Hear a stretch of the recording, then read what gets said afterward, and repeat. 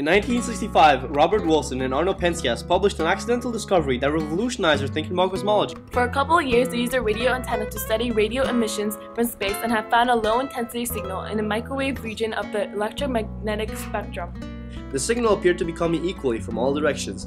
Normally, a radio source in the space will be localized to a particular part of the sky. For example, the planet Jupiter in our own solar system is a very strong source of radio waves due to the constant thunderstorms that are taking place in its atmosphere. Certain types of galaxies are also strong emitters of radio waves, and the noise can be identified as coming from an exact point in the sky. The hit that Penzias and Wilson had picked up was the same intensity in every direction at any time of day or night. For this reason, they suspected that it was an interference produced within the antenna itself.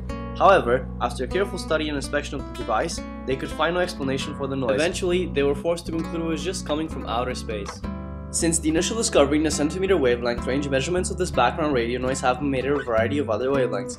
The results of these measurements have shown that the intensity of the noise varies with wavelength in a way known to physicists as a black body spectrum. All objects that are in equilibrium with the radiation they produce emit a characteristic spectrum that only depends on the heat they emit. A perfectly black object would naturally be in equilibrium with its radiation.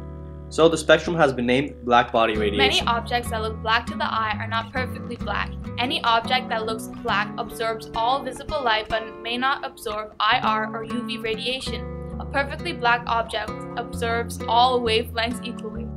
As the temperature increases, so does the wavelength at which most electromagnetic radiation is produced decreases. Measurements have shown that Penzias and Wilson's radio radiation is equivalent to that which would be produced by a black body warmed to about 2.7 Kelvin. This radiation is now known as the cosmic background. So this cosmic microwave background radiation is basically radiation in the form of microwaves. That is literally the remnant heat left over from the Big Bang. The fact that this radiation is detected from all directions confirms that it doesn't come from a fixed or finite source, but rather from the early universe itself.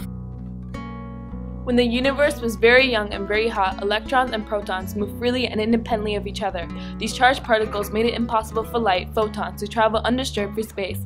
A few 100,000 years later, after the Big Bang, however, the universe became cool enough for protons and electrons to bind together into hydrogen atoms, allowing photons to travel freely.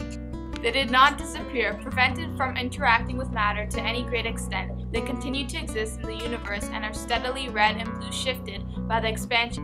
Some 13.7 billion years later, they are detected by the antenna and become known as the background radiation. Since the initial discovery of the cosmic background was made, measurements of its spectrum have been refined in both accuracy and the range of wavelengths studied.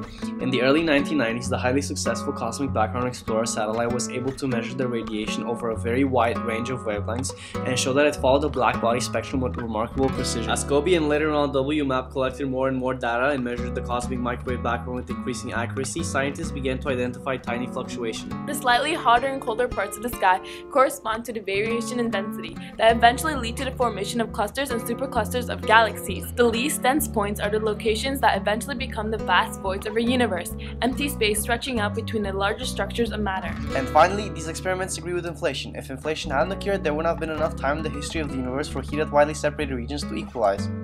So, if you're still wondering, this is an image of the baby universe, around 14 billion years ago.